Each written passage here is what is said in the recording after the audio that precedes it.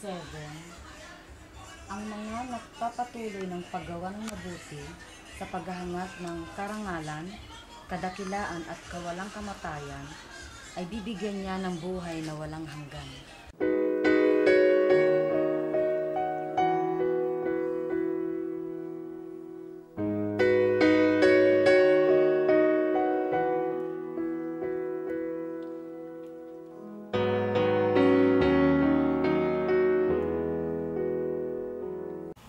Isang palatawa, palakwento, ngunit seryosong mananampalataya ang magpapatotoo sa oras na ito.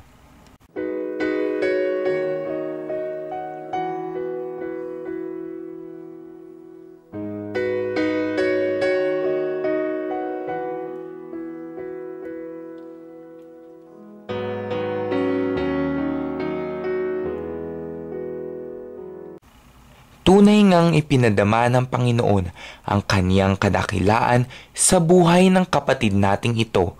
Sa gitna ng lingguhang pagsamba ay ipinarating ng Panginoon kung gaano siya kabuti sa buhay ng kaniyang mga anak.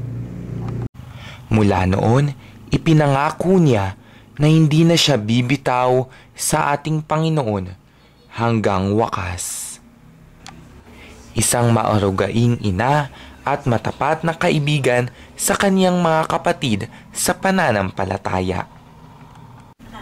Ika nga niya, madali lang palang maging Kristiyano kung bukal sa puso ang pagtanggap mo sa ating Panginoong Hesukristo.